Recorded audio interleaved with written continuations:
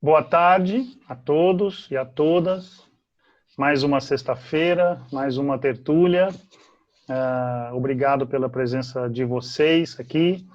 A tertúlia de hoje tem como convidada a professora, minha colega de instituição, Maria Fernanda. Ela é arquiteta urbanista com mestrado e doutorado pela FAUSP e é professora da FAUNB, e também é professora nos programas de pós-graduação da FAUNB e do programa de pós-graduação em História da UNB, é bolsista de produtividade do CNPq e autora, entre outros trabalhos, de um livro importante que tem como título Método e Arte, Urbanização e Formação de Territórios na Capitania de São Paulo, e ela foi a pessoa que, na época, nós convidamos para organizar 2 dossiês importantes lá na Revista Urbana do CIEC Unicamp sobre Brasília, e aberto acesso a quem tiver interesse em conhecer os trabalhos. A Fernanda vai fazer uma apresentação que tem como título, além do plano piloto, o planejamento inicial do território de Brasília, décadas de 1950 e 60. Então, eu quero agradecer a Fernanda por aceitar o convite em fazer essa apresentação. De novo, agradecer a todos e todas que estão aqui presentes. E também, assim como nós fizemos na sexta-feira, o registro em relação na sexta passada de aniversário ao Arquivo Geral da Cidade, eu gostaria, não sei se todo mundo soube, acompanhou, mas na noite de quarta-feira, se eu não estou enganado, o Congresso Nacional derrubou todos os vetos que o governo Bolsonaro tentou impor à regulamentação da profissão de historiador, e com essa derrubada, a profissão de historiador está regulamentada e oficializada no Brasil, o que é uma ação certamente relevante do ponto de vista institucional, cultural, acadêmico, sobretudo para nós, ainda que não sejamos historiadores de formação, alguns, mas a Estela, a Beatriz, entre tantos outros que estão aqui, que são, mas de alguma forma na nossa interlocução, o campo que acaba nos unindo é exatamente esse maior da história urbana que nos agrega. Então, acredito eu que de alguma forma todos nós ganhamos com esse reconhecimento e com essa oficialização. E já de saída eu passo a palavra para a Fernanda, que vai fazer a conferência. Obrigado e até a hora dos debates. Bom, eu fico muito contente de participar das tertúlias e agradeço muito a você, Rodrigo, pela sua imensa capacidade de congregar e de articular pessoas, e achei muito interessante também você lembrar da profissionalização da profissão de historiador. Isso que eu vou apresentar é fruto de um projeto de pesquisa mais amplo, que se chama Capital e Periferia, que tem como objetivo analisar a história, a historiografia e as representações de Brasília. O que eu vou mostrar aqui é parte disso, e está principalmente preocupado em mostrar como as cidades satélites de Brasília são parte de um ideário de planejamento urbano e regional em circulação internacional, na época em que Brasília foi concebida. Então, a principal hipótese e propósito da pesquisa e além da ênfase usual no plano piloto, uma ênfase que foi reiterada, inclusive, em termos patrimoniais, para procurar ressaltar um conjunto de determinações mais amplas para o território de Brasília, no sentido de organizar a sua estruturação, a sua organização e conceber núcleos de caráter urbano e rural ao seu redor. E aí, a intenção é mostrar que as cidades satélites não são meramente secundárias ao plano de Brasília, e o que eu vou mostrar aqui é também fruto de uma pesquisa recente com uma documentação em torno do plano piloto. Bem, como todo mundo sabe, a crítica a Brasília despontou já durante a época da construção, e um dos tópicos dessa crítica, talvez um dos tópicos mais relevantes, é que Brasília não teria sido fruto de um planejamento regional. Em geral, essa crítica quer dizer que o plano piloto não foi concebido em articulação com o território do Distrito Federal. Essa crítica está presente no Bruno Zev, está no Mário Pedrosa, e mesmo recentemente vem sendo enfatizada. Não se trata aqui de meramente refutar essa crítica, mas mostrar que houve, por parte da nova CAP, uma série de esforços, de planos para organizar o território do DF em diferentes aspectos. Bem, e aí eu gostaria de retomar um pouco o trabalho das comissões de estudo e exploração do Planalto Central, que desde o século XIX tinham em vista esse problema regional. Então, num esforço de escolher qual seria o sítio mais adequado e delimitar a área do DF, essas comissões vão ter em vista o problema do abastecimento. O problema do abastecimento de água e de alimentos vai estar sempre em foco. E daí elas vão fazer uma série de levantamentos, como esse da comissão liderada pelo Djalma Poli Coelho, no sentido de ver qual é a densidade da população rural, o que há de condições para a produção nesse território, inclusive se preocupando com as ligações com a sua região. O que eu gostaria de destacar é que essas comissões têm em vista não apenas o levantamento e o estudo, mas também elas vão fazer recomendações importantes quanto a um modo de organização dos territórios do futuro Distrito Federal. E nessas recomendações já aparecem elementos de um ideário que vai ser muito continuamente enfatizado. Então, uma das preocupações do trabalho é não ver o momento de concepção do plano piloto como um momento excepcional, mas enfatizar um caráter mais contínuo, com uma participação muito diversificada de técnicos e especialistas em diferentes áreas. E nessas comissões já aparece a sugestão, já aparece um ideário baseado em um núcleo central, cercado por núcleos satélites e separados por um cinturão verde para o abastecimento agrícola e para a produção de alimentos. Então, essa ideia de organizar o território do DF em círculos concêntricos, essas comissões vão fazer referências a cinturão, a coroa, mas é essa ideia, né, de uma estruturação pensando numa população urbana, numa população suburbana e numa população rural. Essa preocupação com a região vai levar o IAB, na época da elaboração do edital do plano piloto, a recomendar que a preocupação com o caráter regional da capital fosse incorporada ao edital. E, de fato, ela vai ser incorporada, mas, como a gente vê nesses trechos, né, ela está presente, mas como algo facultativo, e não como algo propriamente obrigatório para aqueles para os escritórios que iriam concorrer nesse concurso.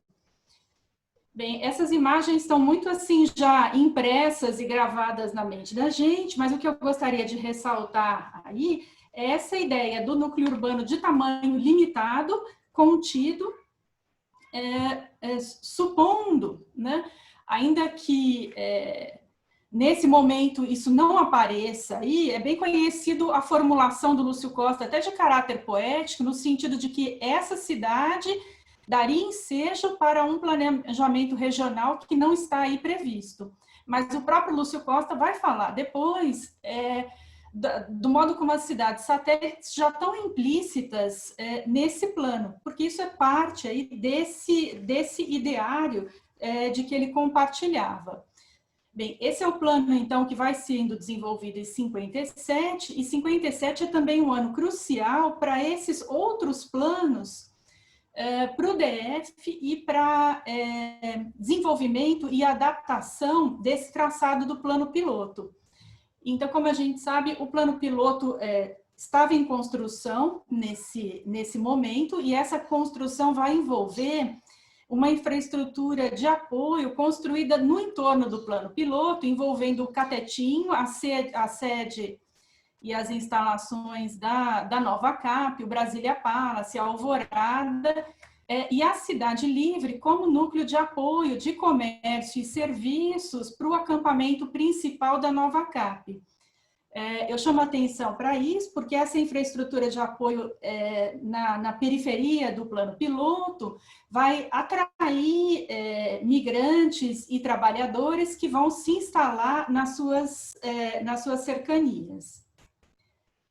Bem, enquanto isso, o plano piloto está sendo desenvolvido e o que a gente vê ali em cima, então, é a unidade de vizinhança, embora não assim designada no traçado do Lúcio Costa, e o modo como isso vai ser desenvolvido no plano piloto.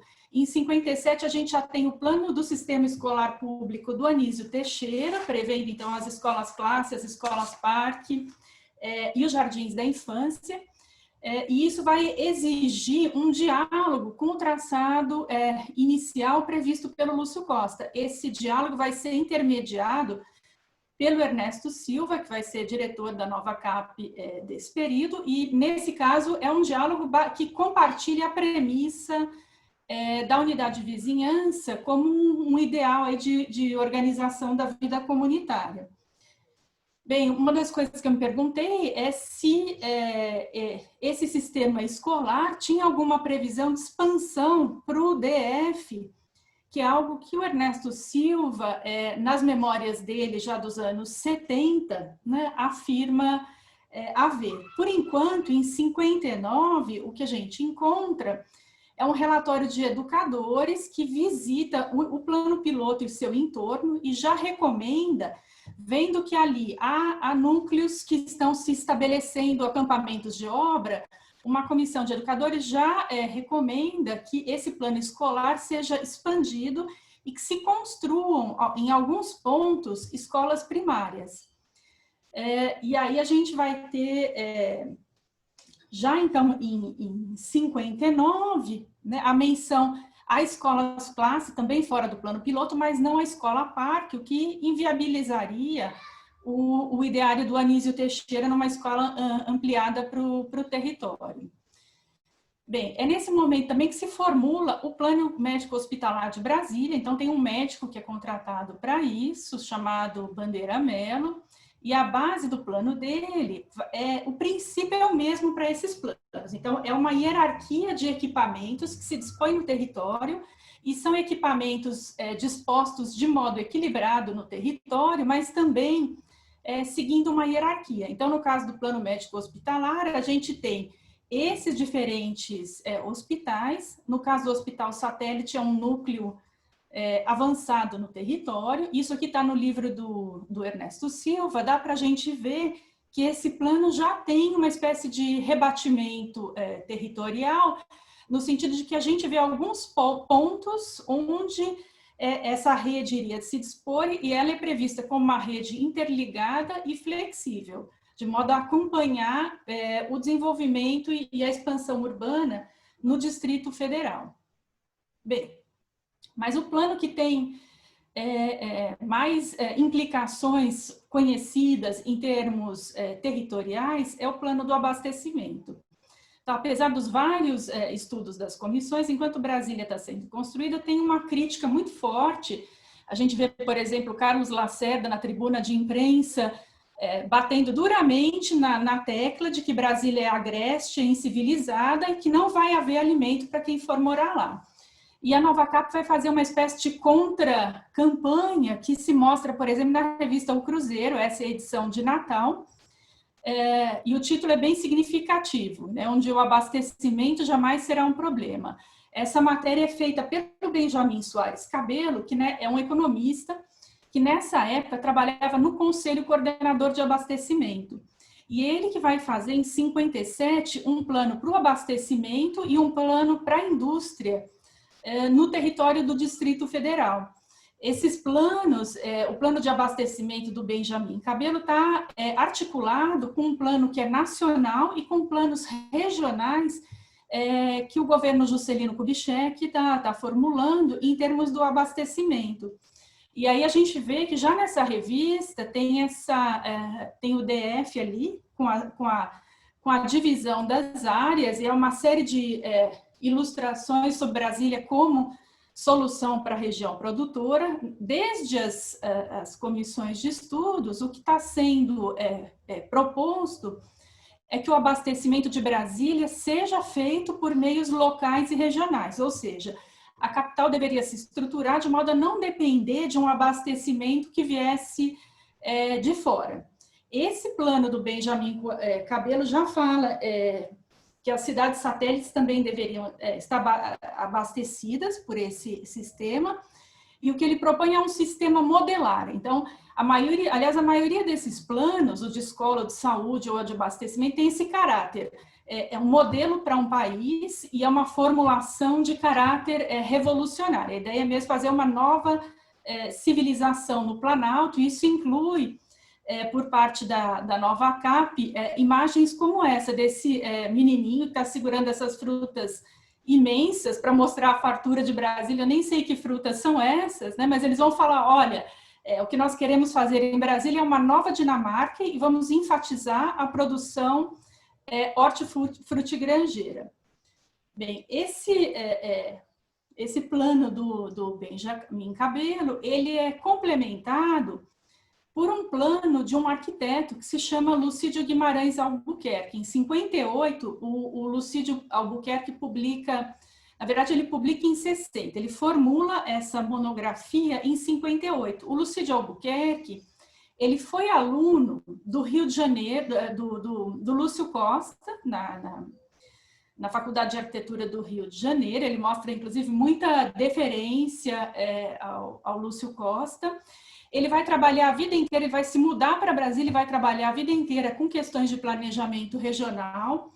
Inclusive, depois do golpe de 64 e da intervenção na UNB, ele vai ser professor da UNB entre aqueles interventores. O livro do professor Jaime conta bem isso. E os alunos não vão topar isso e ele vai ter que cair fora da coordenação do curso. Nessa monografia, ele ainda está em 58, ainda está no Rio de Janeiro, ele vai propor, então, afinado com o que o Benjamin Cabelo propôs, a ideia de agrovilas. As agrovilas vão ser chamadas por ele também de unidades socioeconômicas rurais, que são núcleos para a organização da comunidade em torno do plano piloto, e a intenção dele é de que é preciso considerar esse novo homem no Planalto Central como um homem mais complexo e nas suas várias facetas, e essas unidades socioeconômicas, elas devem propiciar tanto o desenvolvimento econômico quanto o desenvolvimento social. E ele vai fazer, com todo respeito ao Lúcio Costa, inclusive uma crítica de que a cidade não deve ter apenas um bom traçado de ruas, de parques e jardins, mas deve-se chegar a um plano regional de desenvolvimento. É isso que se tem em vista, então, nessa proposta que, nesse momento, ainda está na fase de uma monografia de um urbanismo regional para Brasília em fins dos anos 50. O Ernesto Silva, no livro dele, de Memórias, publica esse fluxograma que ilustra, então, o que estava sendo pensado pela nova CAP junto com o Conselho Coordenador de Abastecimento. Então, a ideia é o seguinte: o produtor do DF não deve ser responsável por vender a sua produção. Ele deve se associar em cooperativas. Essas cooperativas estão ligadas, tem como sede as unidades socioeconômicas rurais. Cada uma dessas users vai vender vai encaminhar a sua produção para o centro de abastecimento, que vai estar no centro, que é o único e que está no plano piloto, e daí ela é distribuída para os supermercados e chega ao consumidor. Então, é sempre aquela lógica de distribuir os equipamentos de forma hierarquizada no território. Esse plano de abastecimento, ele tem uma formulação territorial nesse mapa, que é da maior importância também, porque ele vai mostrar aqui uma delimitação do DF, pensando já em 58 e 59, na ideia de uma faixa sanitária. Então, essa faixa sanitária vai ser uma faixa não urbanizada em torno do plano piloto, definida pela bacia hidrográfica do Paranoá. Ela vai ser contornada pela Estrada Parque do Contorno, no sentido de enfatizar seu caráter de barreira. E, a partir daí, esse território vai ser dividido nessas zonas rurais, e cada uma, na verdade, a cada duas dessas zonas, pelo menos tem nesse vermelhinho, são as unidades socioeconômicas rurais, junto às estradas, e o centro de abastecimento junto ao plano piloto. Então, o que a gente vê aí é uma assimilação do ideal do ideário da cidade central, né? Ainda não com as cidades satélites, mas com núcleos ao seu redor, separada, então, por essa área, que seria a área da faixa sanitária, que depois vai ganhar, isso aqui é um decreto de 62, que vai sancionar a ideia da faixa sanitária como um modo de dividir o DF em 3 partes, a área metropolitana, a área das cidades satélites e o restante a área rural. Então, isso é uma formulação tributária de um pensamento que, de alguma forma, pode ser remontado ao trabalho das comissões que a gente viu antes. Inclusive, o próprio Albuquerque trabalhou nessas comissões, o Ernesto Silva também. A gente vê pessoas que estão presentes nessa contínua formulação. Bem, as estradas parques, então, são parte desse ideário que envolve, então, cidade central, cidade satélite, cinturões verdes, e a estrada parque como modo de organizar também o território, de forma a cruzar os greenbelts, ou cinturões verdes, né, sem ocupação nas suas faixas lindeiras e prevendo nesses cinturões verdes atividades agrícolas e atividades de lazer. No caso do DF, a gente tem a zona rural e a faixa sanitária. Bem, nesse momento, o plano piloto está em plena construção, e como a gente vê nessas fotos que o Gauthieron não conseguiu publicar à época, em paralelo às fotos mais, digamos assim, monumentais que ele faz, tem migrantes e suas famílias de trabalhadores que vão se estabelecer de forma precária e irregular em áreas ali no entorno do plano piloto, e o que fica claro na formulação das users é que elas são previstas, segundo discussões correntes na época, como um modo de assimilar essa população urbana considerada irregular ou não especializada. Daí que a gente entende, quando o Lúcio Costa fala que se pretendia que entre os trabalhadores de obra de Brasília, os trabalhadores que trabalharam no plano piloto, né, ele esperava, né, que 1/3 voltaria para a sua região de origem, 1/3 seria absorvido por atividades locais e 1/3, por ter uma sede de tradição rural, iria morar, então, nas users. Bem, eu fiquei muito contente quando eu encontrei, então, um conjunto de pranchas que permanece inédito, né, e não foi publicado ainda, né, que é o conjunto de plantas a respeito dessas users, são pranchas imensas que estão no Rio de Janeiro, né, no arquivo do Rio de Janeiro, eu fiz um artigo sobre isso que vai ser publicado no Anais do Museu Paulista em breve. Essas plantas e esses projetos me parece que permitem rever o modo como a nova CAP pensou e concebeu a estruturação do território.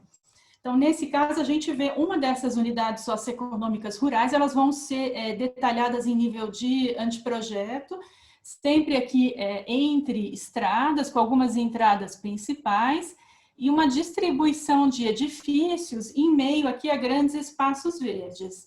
Não dá para ler a legenda, mas eu coloquei aí para a gente ver um pouco no que constaria nesse programa das unidades socioeconômicas rurais. Então, você tem desde instalações mais propriamente ligadas à produção, até auditório, biblioteca, igreja, né?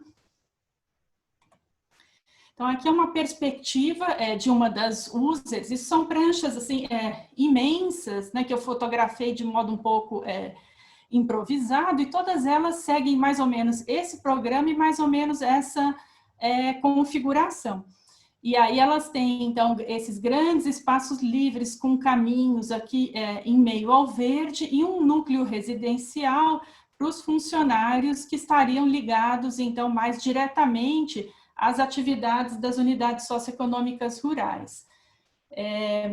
Quem vai cuidar disso, então, é a Nova Cap, em parceria com o Conselho do Coordenador do Abastecimento, numa equipe que vai ser liderada, então, pelo Lucídio Guimarães Albuquerque, que vai desenvolver esses projetos, e é o que parece, como a gente vê nessa perspectiva, apresentá-los também para uma equipe aí de autoridades e de pessoas envolvidas, então, com a construção de Brasília.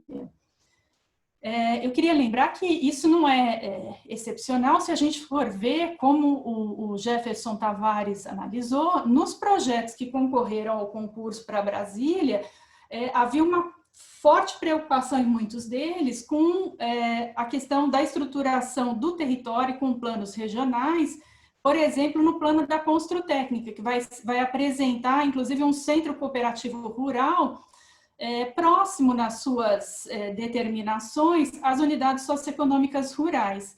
Inclusive, o júri do concurso vai falar, olha, o Lúcio Costa não apresentou uma proposta para o território, mas a gente viu muitas propostas interessantes nesse sentido, e eu vou assinalar, o Holford fala, que é o presidente do júri, vou assinalar algumas dessas propostas para que elas possam ser, eventualmente, aproveitadas como referência para a Nova Cap.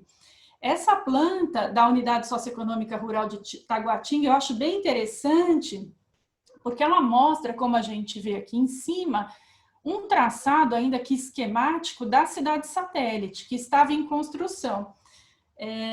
No entanto, o que vai ser objeto de um projeto mais detalhado não é a cidade satélite, que vai ser feita em termos um tanto contingenciais, é a unidade socioeconômica rural. Então, a gente vê aqui a preocupação é com esse núcleo, aqui a gente tem os núcleos, os lotes rurais dos agricultores que teriam essas parcelas e que teriam como referência essa unidade socioeconômica rural. Está clara a preeminência desse projeto em relação ao da cidade satélite. Acho que, de qualquer modo, vale como registro, porque a gente tem pouquíssimos registros de Taguatinga no seu início. Esse é provavelmente o mais antigo que se conhece, ainda que de caráter esquemático.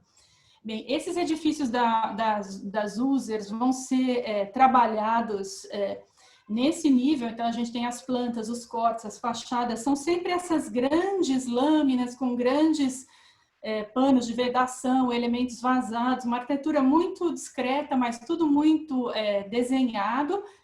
Algumas formas se destacam no conjunto, como, por exemplo, o auditório e a biblioteca, com uma preocupação, inclusive, em termos da visibilidade, do funcionamento disso, né?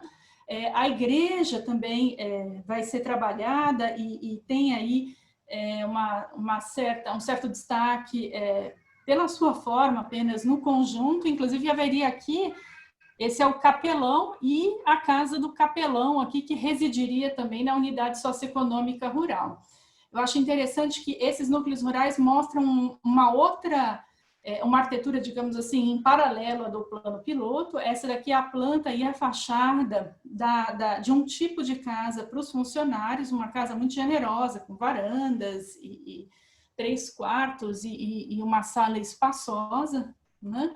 E esses projetos chegam mesmo a esses desenhos, assim, que é até divertido com o frentista aqui com a cabeça de gota, né? Mas é o posto de serviço para os veículos de uma dessas unidades socioeconômicas rurais.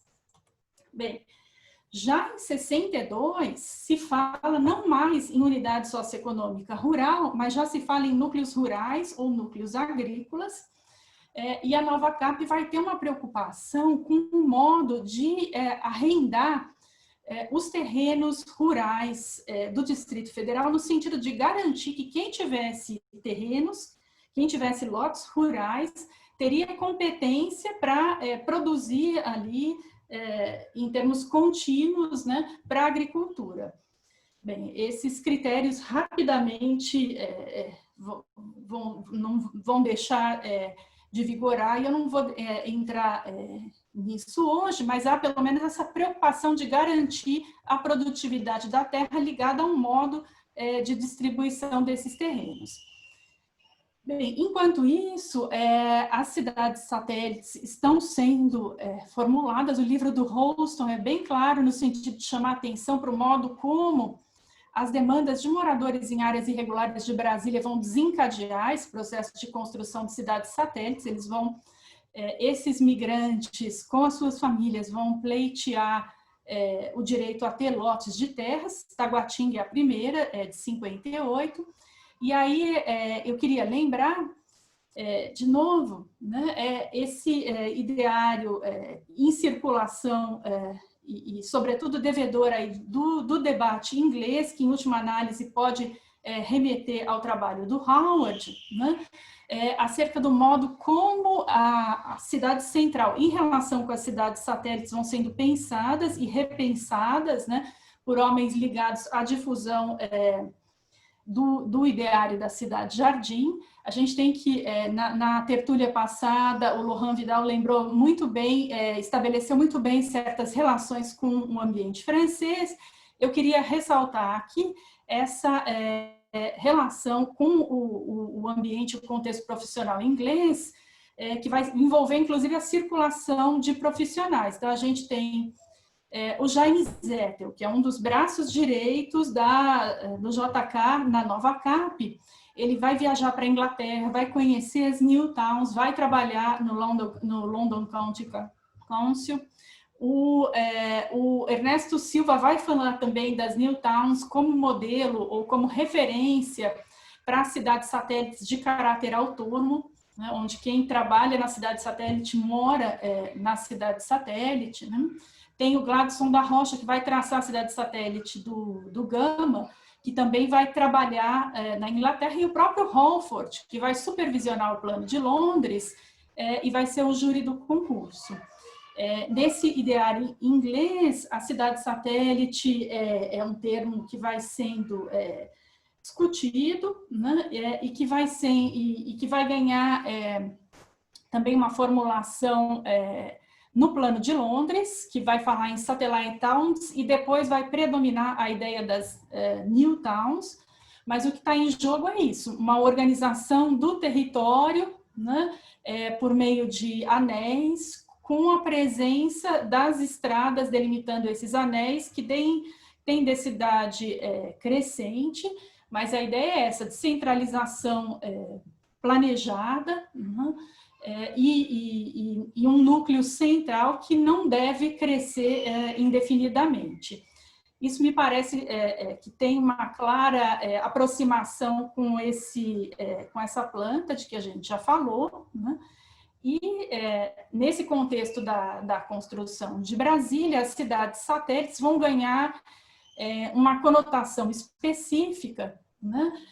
Em ligação com a necessidade ou com a solução que a Nova Cap deu para essa população que estava assentada em áreas consideradas irregulares. Então, a invasão da IAPI, a invasão próxima, né, ao que é hoje o Museu Vivo da Memória Candanga, é uma das mais conhecidas, e a partir daí começa, então, um processo de transferência dessas populações para cidades satélites, como Taguatinga, que vai ser baseada nessa ideia de setores que vão sendo acrescentados, baixas densidades, residência unifamiliar, essas vias aqui em cul-de-sac, em muitos casos separação de pedestres e veículos, né? As cidades satélites mudam um pouquinho quanto à sua origem em Brasília. No caso do núcleo Bandeirante, ele tem origem na anterior cidade livre, que vai ser regularizada com esse plano. Mas a gente vai ver que as cidades satélites vão sendo feitas também com base, né, nesses padrões desse ideário compartilhado, como a gente vê em Sobradinho, há muitos, no caso de Planaltina, a gente tem uma expansão do núcleo existente, e essas articulações, seja com o existente, seja com diferentes setores, por vezes são difíceis e levam a espaços livres que são de caráter residual ou negligenciado, né? O caso do Gama. E aí eu queria ressaltar o contraponto entre a unidade de vizinhança, tal como foi prevista em Brasília, com esses espaços que são de excepcional qualidade, e a sua específica apropriação nos desenhos, nos traçados das cidades satélites. Tem um aluno de iniciação científica, um grupo, aliás, de iniciação científica, que foi vendo aqui, a partir dos traçados atuais das cidades satélites, o modo como há uma recorrência aí de um certo módulo de unidade de vizinhança que se repete, só que os equipamentos dessas unidades de vizinhança nas cidades satélites vão demorar muito mais a ser construídos e não vão ter o mesmo cuidado em termos da arquitetura ou do desenho urbano, e por vezes a gente tem, como nesse caso aí, uma foto em Sobradinho, enfim, só para ilustrar isso, né, a apropriação de espaços por pessoas em termos privados, ou espaços residenciais, ou esses espaços ermos que se constituem ao longo do tempo, né? Isso vai levar a um tecido urbano de caráter muito fragmentado e disperso, como já vai notar o geógrafo Aldo Paviani, né, no texto clássico dele sobre Brasília como metrópole terciária, né, já em meados dos anos 80. E para terminar, eu queria mostrar, esse é um mapa de Brasília em 63, então aqui a gente já vê, de certa forma ainda visível essa ideia da cidade central e de núcleos satélites, mas isso já começa a se tornar mais complicado aqui, e a gente vê inclusive os núcleos rurais e o traçado urbano da cidade satélite, e esses núcleos e esses espaços rurais no entorno do plano piloto vão acabar sendo, digamos assim, invadidos, né, vão sendo engolidos por uma expansão que vai adquirir feições metropolitanas. E aí eu gostaria de terminar com essa sequência que eu acho impressionante da ocupação urbana de Brasília desde os anos 50, né, até mais recentemente.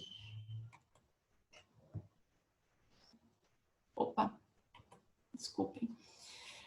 Lembrando, como afirma a professora Silvia Fischer, que as decisões tomadas na época da criação, da concepção de Brasília, nos anos 50 e 60, vão ser da maior importância para estabelecer um modo de ocupação do território que ainda deixa marcas nesse tipo de expansão urbana.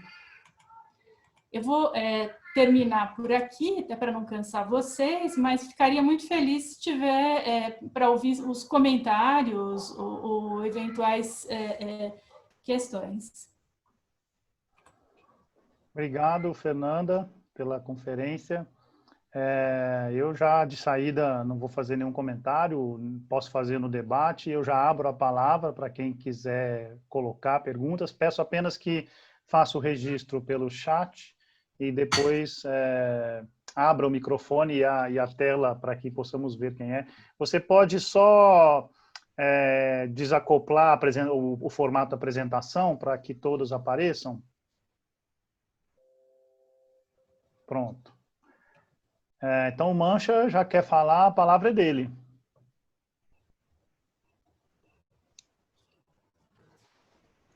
Olá, pessoal.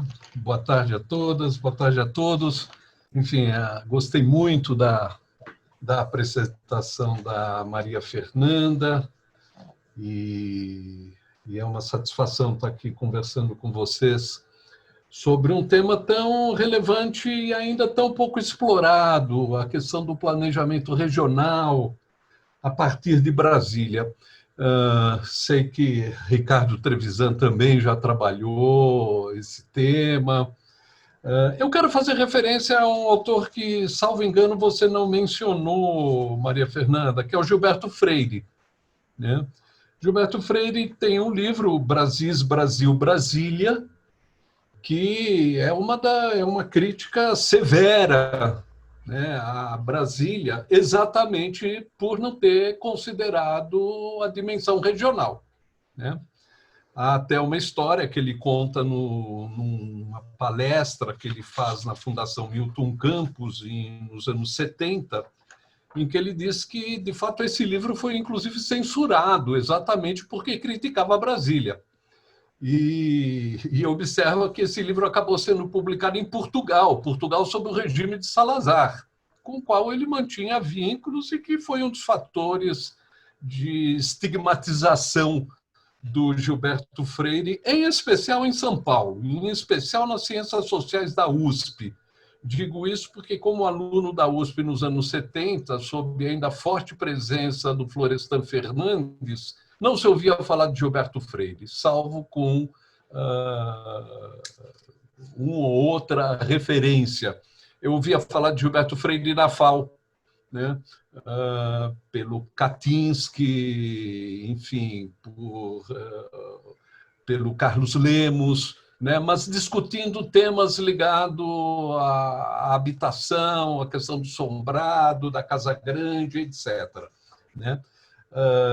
Mas o Gilberto Freire vai estar trabalhando, enfim, primeiro criticando o fato de que no livro Brasis, Brasil, Brasília, de que não havia, enfim, o JK acabou entregando o projeto de Brasília a dois arquitetos sem, segundo Gilberto Freire, sem, enfim, opiniões de outras disciplinas, geógrafos, ecólogos, etc., né, sociólogos. E pensando a cidade isoladamente. E, de certa maneira, como você observou, o próprio relatório do plano piloto de Lúcio Costa, ele faz essa indicação, né? Ele inverte a questão, quer dizer, ele fala a dimensão regional vai surgir a partir de Brasília e não o contrário.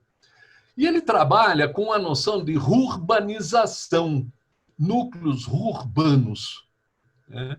Então, minha pergunta é essa, quer dizer, em que medida também a presença do Gilberto Freire e a sua crítica, a crítica de Gilberto Freire, talvez não tenha, né, de alguma maneira, influenciado esse processo de planejamento regional, que me parece um pouco a posteriori à própria criação da cidade e construção da cidade. É essa a questão. Obrigado. Fernanda, você quer que podemos fazermos um bloco e depois você responde, ou você prefere fazer a resposta para cada indagação? Não, como você achar melhor. Então, Renata, você quer fazer a pergunta? Aí fazemos um bloco de 3, o próximo é o Ricardo, e aí você responde essas 3 primeiras. Ok, obrigado, Rodrigo. Fernanda, parabéns pela exposição e parabéns por trazer a público um material inédito e tão rico. Isso nos faz pensar e repensar muita coisa que a gente já conhece. Você apresentou uma lógica, uma ideia para a hierarquia entre o plano piloto e as cidades satélites. E aí eu me perguntava se, além desta hierarquia já prevista, se havia alguma ideia entre o posicionamento, o distanciamento entre essas cidades satélites e o plano piloto.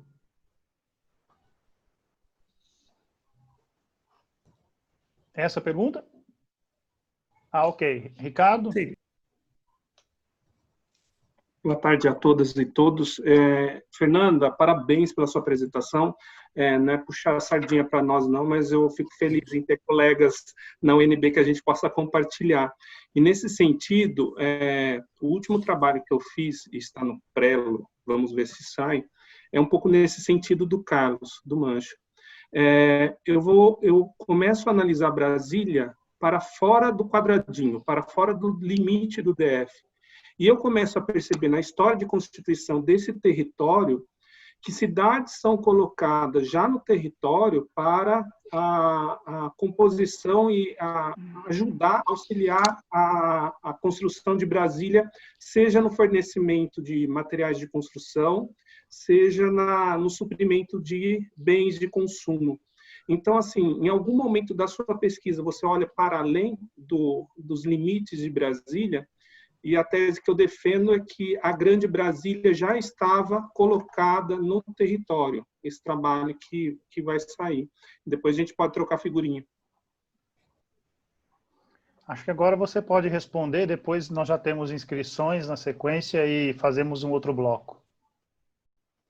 Tá bom, eu fico muito contente em ouvir 3 pessoas que eu admiro tanto, e, de fato, Mancha lembrou bem, o Gilberto Freire, na crítica à ausência de planejamento de um plano regional para Brasília, ele tem uma especificidade, ele é o único que vai falar, inclusive, numa adaptação ao caráter tropical e brasileiro.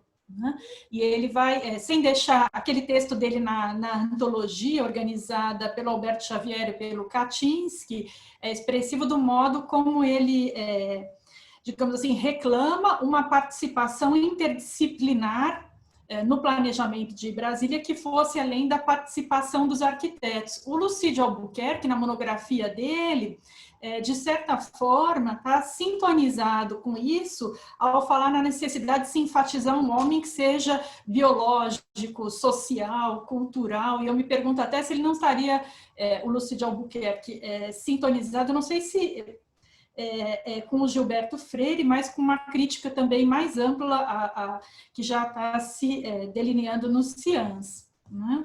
Mas é muito bem lembrado. E o trabalho do Renato, a gente tem um diálogo que é próximo, né, e que sempre contribui muito para o meu trabalho, né? A cidade, e eu quero sempre retomar seu trabalho, que eu acho que ajuda a entender o que eu estou estudando.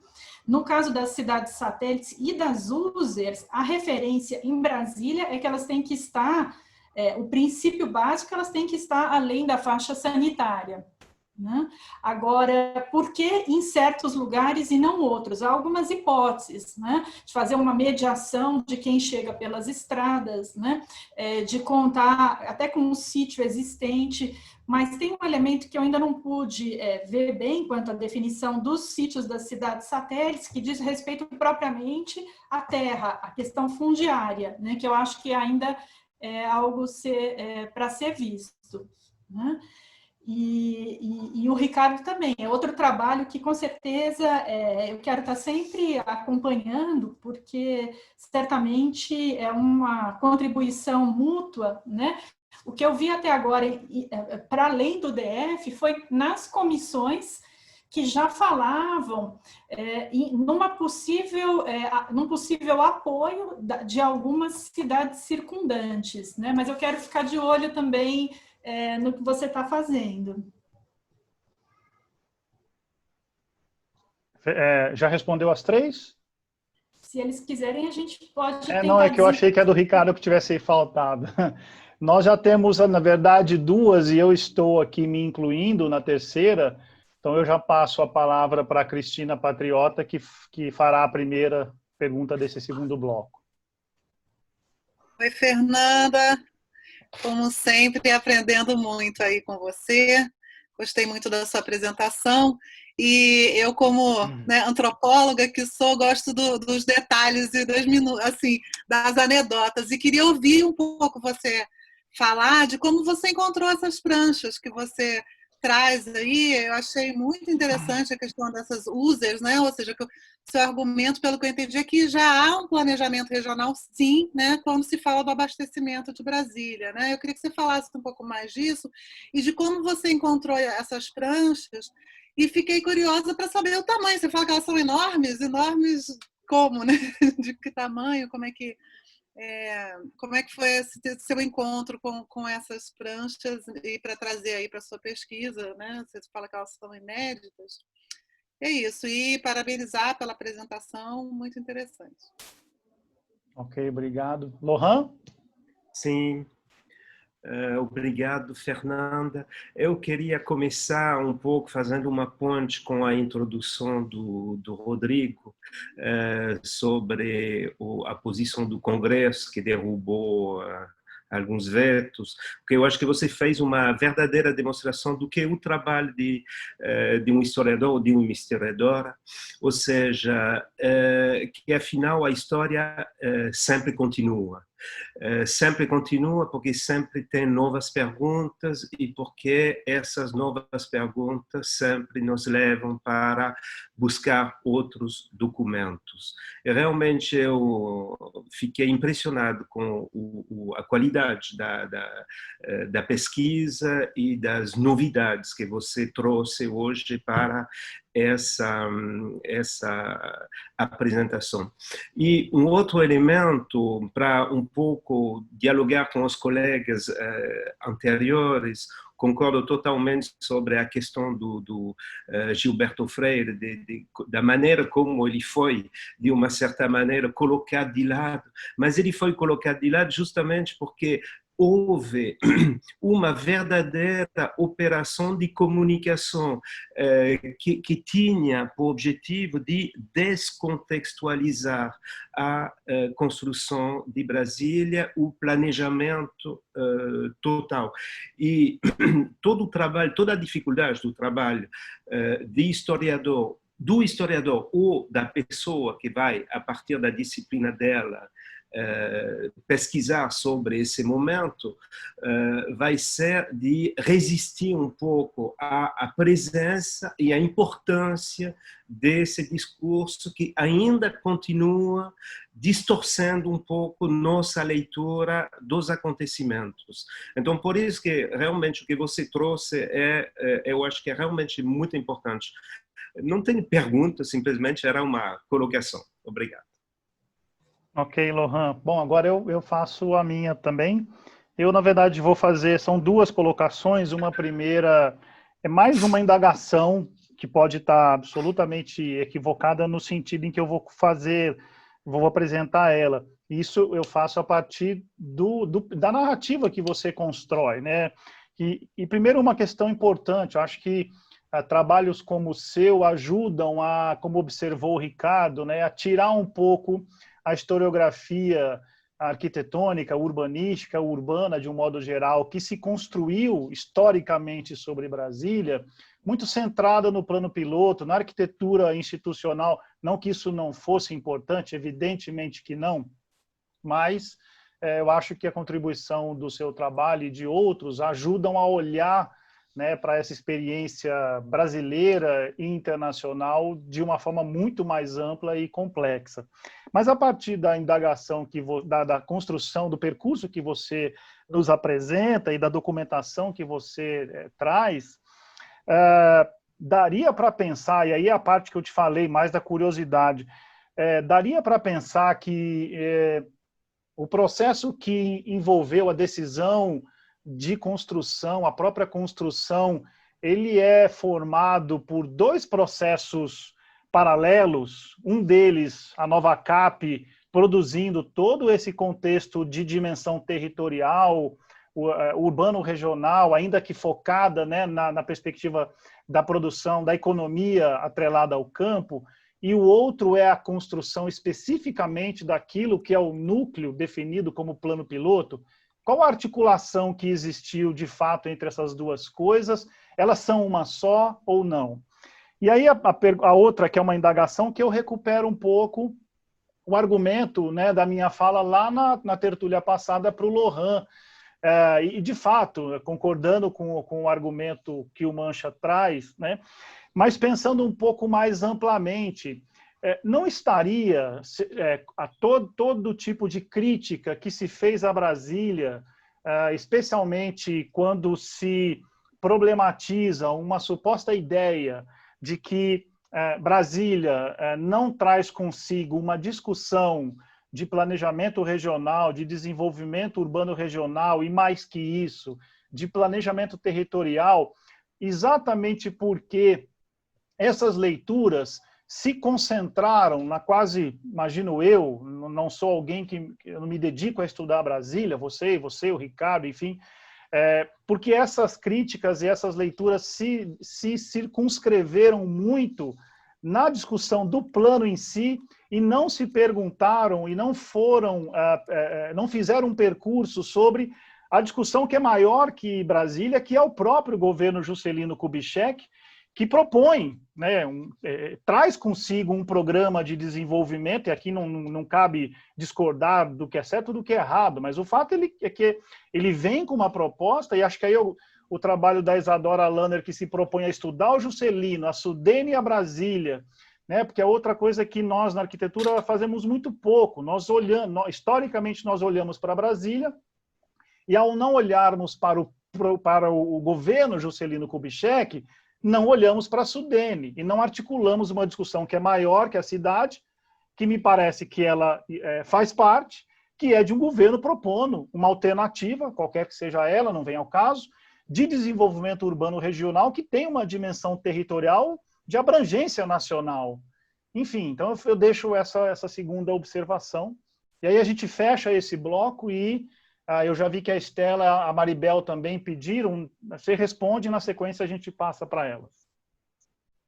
Tá bom.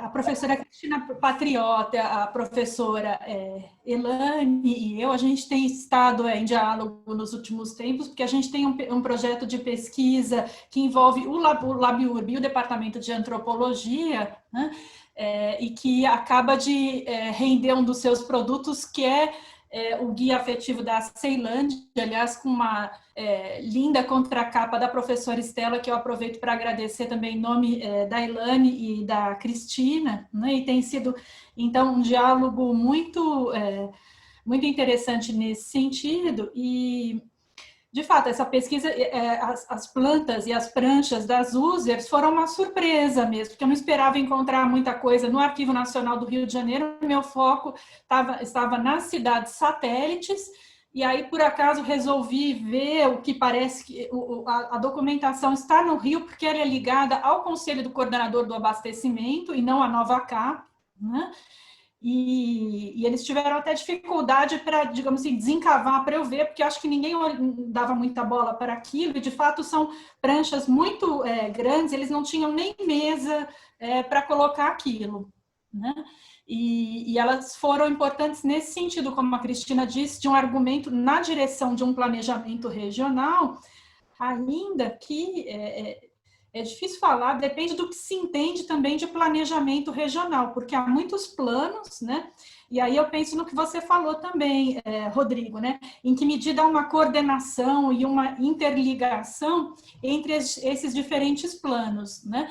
De fato, pensar no plano piloto e nos núcleos ao seu redor faz sentido como parte de um ideário compartilhado, mas no modo como as decisões vão sendo conduzidas pela Nova Cap, eu não vi uma articulação ou uma coordenação mais clara, nem um plano que mais claramente conjugasse os diferentes planos que estavam em andamento, né?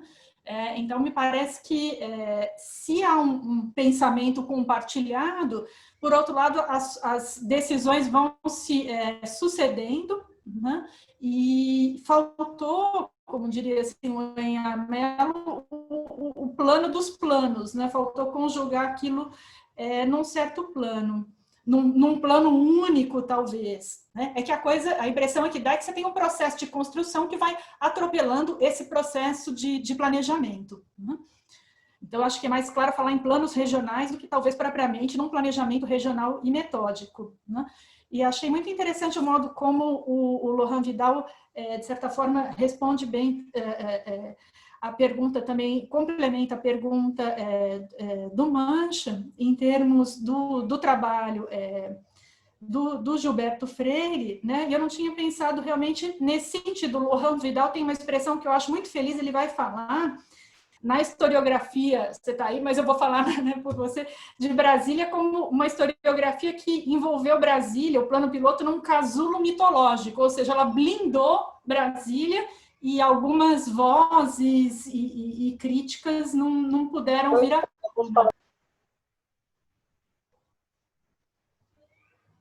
Sim. posso rapidamente fazer uma reflexão, Rodrigo?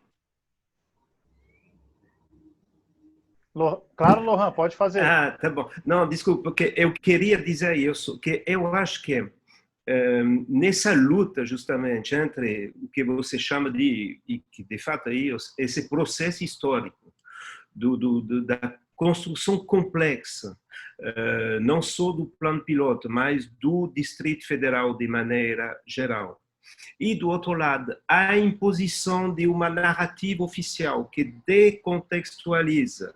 Lembrando que também a NovaCap tira o Distrito Federal do resto do país, ou seja, as leis são as leis da NovaCap, etc., etc., tem uma luta que é uma luta pelo controle do tempo. E esse é um elemento que eu acho importante, que quando a gente fala de planejamento, a gente fala necessariamente de projeção no tempo. E aí a projeção no tempo, ela tem um impedimento. O impedimento é que a data da inauguração já tinha sido decidida. Isso é uma barreira, é uma coisa impressionante. Ou seja, reler o que você achou, também nessa perspectiva de uma luta das temporalidades, ou seja, a temporalidade que descontextualiza e o resto, evidentemente, de um processo no qual necessariamente vão aparecer problemas, dificuldades a resolver, etc. Desculpa. Imagina. Você quer comentar alguma coisa, Fernando? Eu já passo para as demais perguntas. Não, assim, é muito interessante, até vi em alguns dos planos essa ideia, vamos pensar em etapas como a gente vai implantar esses planos, né? Agora, certamente, 64 foi uma ruptura nesses tempos, porque aí a NovaCap se desestrutura e os processos de planejamento, não só a inauguração, mas eu senti que 64 é um golpe na estruturação da NovaCap, mas eu acho que é uma chave assim, interessante mesmo, vou tentar pensar um pouco mais nisso. Ok. Maribel? Olá, olá, boa noite a todos. Obrigada, Maria Fernanda, adorei a palestra, que bom ver você em outro momento. Eu não sou uma historiadora de Brasília, mas eu pesquiso as mulheres em Brasília. E aí eu acho que tem uma questão importante, e isso me leva à questão do concurso, né? O concurso, em primeiro lugar, ele era um projeto para o plano piloto, ele não era um projeto para Brasília Expandida. Outro ponto importante, e que às vezes a gente desconsidera, é que a arquiteta Elisa Costa, ela está trabalhando na NovaCap antes mesmo do pai dela ganhar o concurso. Então, tem alguns detalhezinhos aí, uns fiozinhos que ficam perdidos, que a gente precisa resgatar em algum momento. Quando você fala das estradas, as estradas são fundamentais, e a Silvia sempre fala das estradas como sendo um caminho colonial de acesso à capital. E hoje, estudando a questão da Covid nas mulheres do Distrito Federal, eu vejo que as estradas, que também são os meios de transporte, pela saída sul, são o ponto de maior infecção. Então, em algum momento, esse cordão de miséria e pouco pensamento urbanístico se cruza entre passado e futuro. Em algum momento a gente vai ter que se encontrar para conversar sobre isso. Era só isso. Obrigada. Obrigado, Maribel. Estela?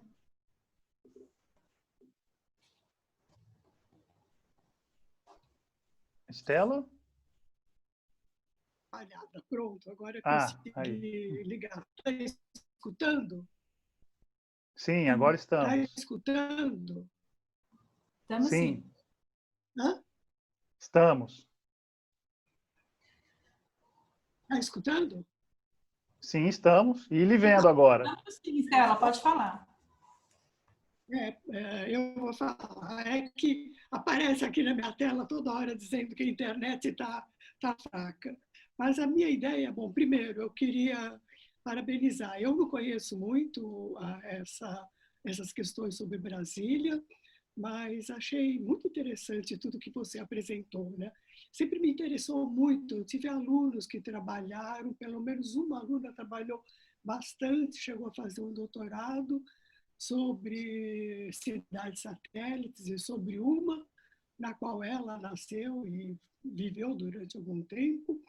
E então isso sempre me despertou muita atenção e foi ótimo ver essa tua apresentação com essa, eu não conhecia realmente essa parte, né? Então a questão que eu vou fazer é totalmente amadora, porque não é alguma coisa que eu estudo, mas vendo aqueles desenhos das cidades satélites, algum deles, não aquela dos lotes rurais, mas aquelas mais dos lotes urbanos, tudo grudadinho, né, um no outro, o lote apertadinho, com ruas do lado, eu não sei se elas são largas ou não, mas não pareceram tão largas, me pareceu alguma coisa como uma semelhança com aquela tipologia que aparecia muito nos anos, não me lembro se é 50, eu acho que sim, com os planos de erradicação de favela no Rio de Janeiro, quando se fazem os conjuntos habitacionais. Ou seja, uma ideia de fixar realmente uma hierarquia, quer dizer, tirar a turma da favela. Eu acho que teve favelas que foram erradicadas e que puseram a turma lá, porque eu me lembro muito de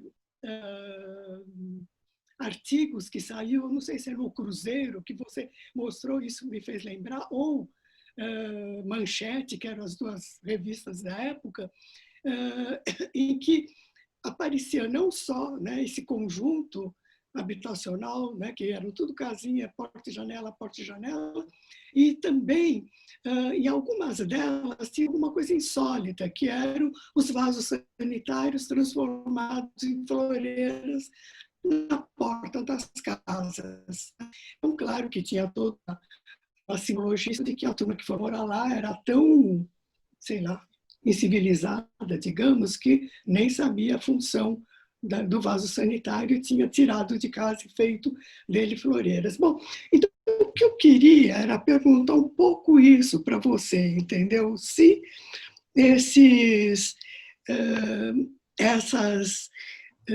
esses conjuntos habitacionais guardavam algum paralelismo com esses conjuntos habitacionais que foram feitos mais ou menos nos mesmos anos, tentando erradicando as favelas do Rio de Janeiro. Mais ou menos isso queria. E outra coisa que é um pouco parecida com o que o Lohan falou, mais ou menos qual foram as etapas de implantação da cidade, se é que a gente consegue saber. Quanto que teve de espontâneo, foi alguma coisa que me passou muito pela cabeça. Tá? Obrigada, mas adorei a apresentação. Obrigado, Estela. Joel?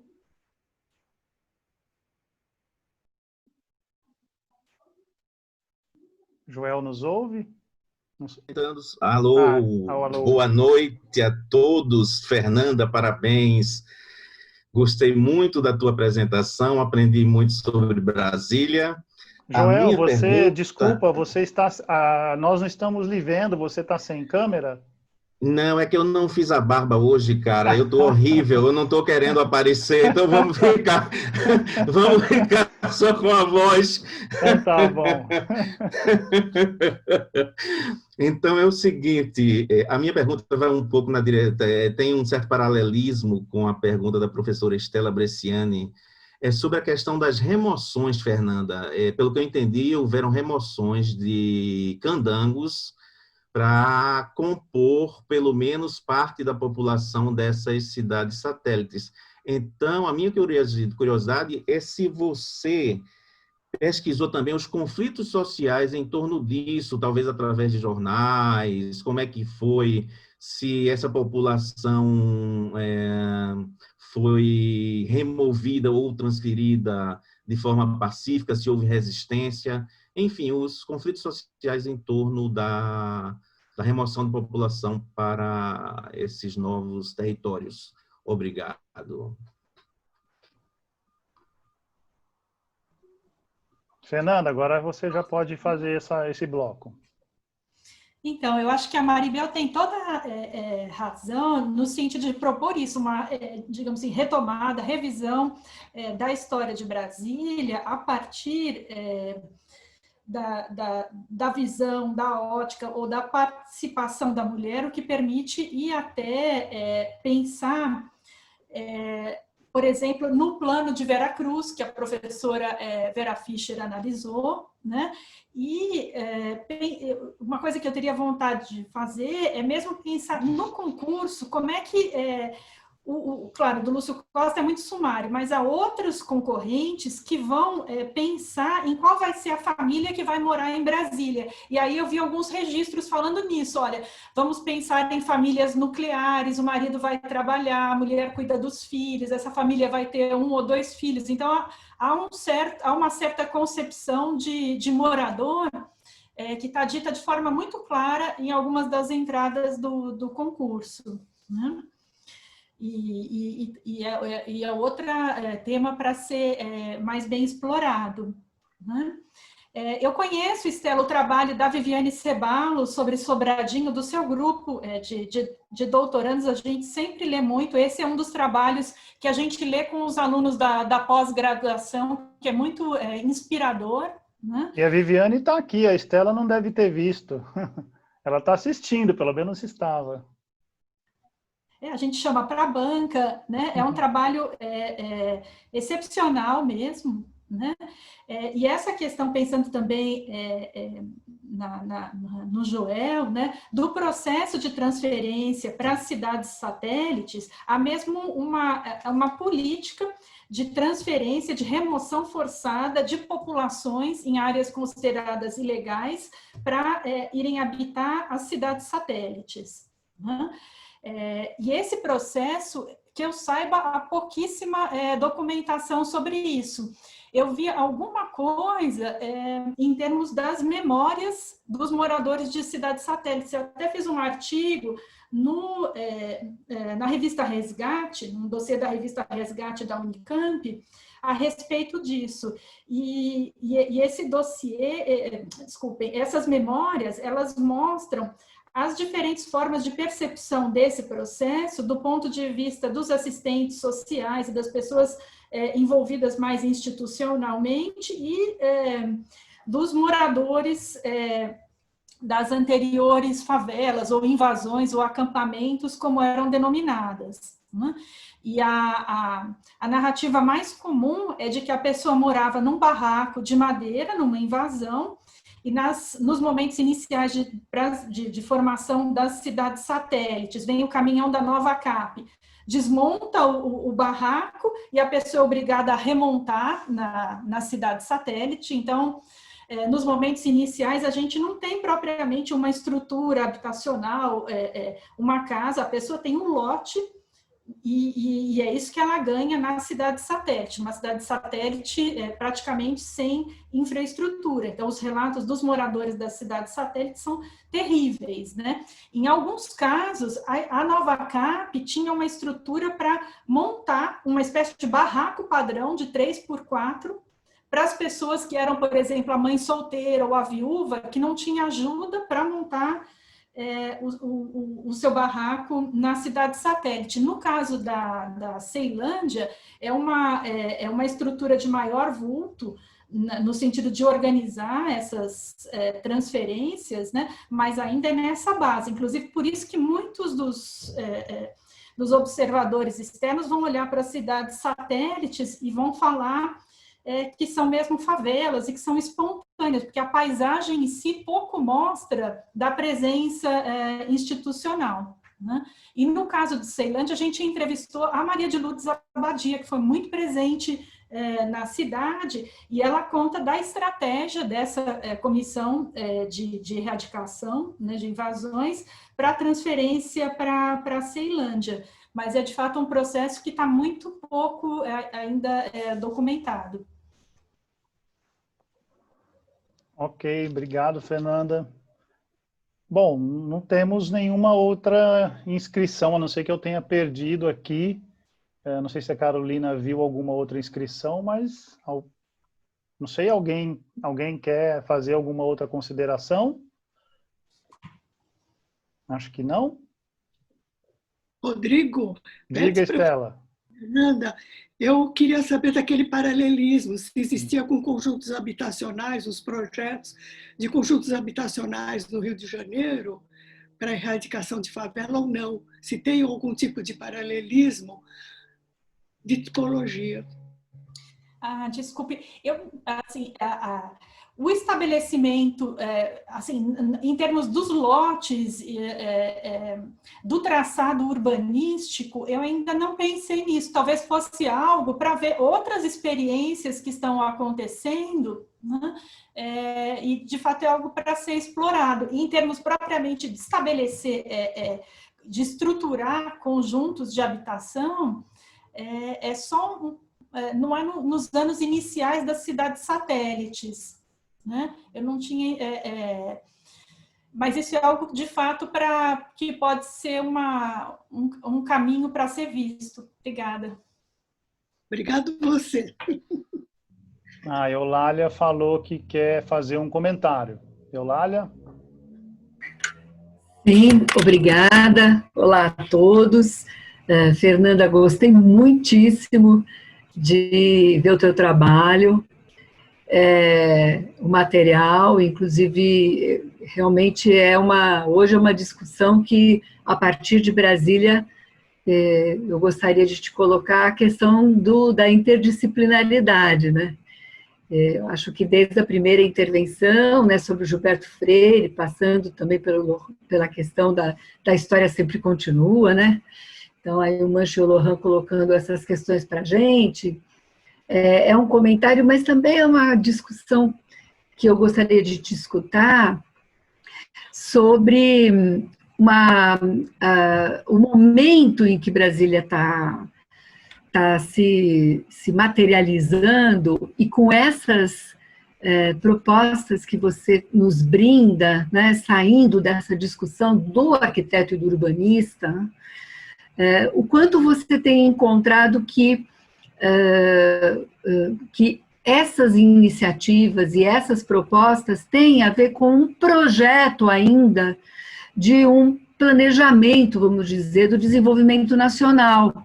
E se você consegue fazer alguma...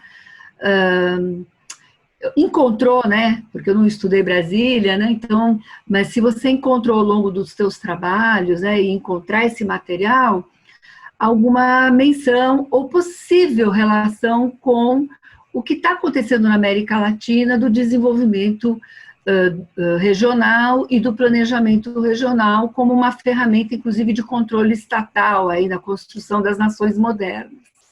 Obrigada, viu? Parabéns. Obrigada, Eulália. Não, eu acho que a ideia é mesmo essa, né, da gente procurar ver Brasília não só como um problema de arquitetura e urbanismo, e ver se que tipo de raciocínio sobre o processo mesmo histórico de construção de uma cidade pode estar presente ali, né? Em termos de um projeto de caráter mais nacional, eu acho que, assim, para além daquelas formulações que a gente já conhece de Brasília como meta-síntese, né, uma articulação mais clara eu vi na relação do abastecimento, que aí aparece propriamente a ideia de um plano nacional de abastecimento, que vai ser pensado em diferentes regiões, e Brasília como modelo para outras regiões, mas considerando também...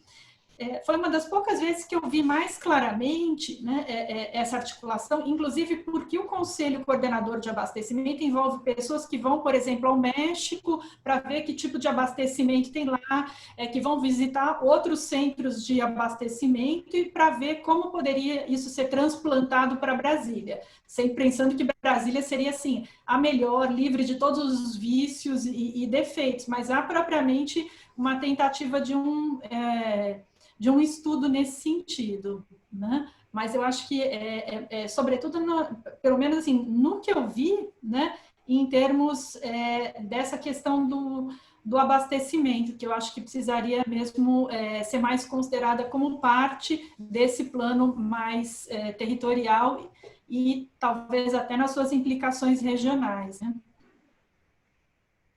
Ok. Obrigado, Fernanda. Bom, acho que paramos aqui, né? Eu quero agradecer a Fernanda pela conferência, agradecer a todos e a todas, né, pelas colocações, pelas indagações, pelos que ficaram aqui até o final assistindo, mesmo para quem precisou sair, as pessoas estão escrevendo ali.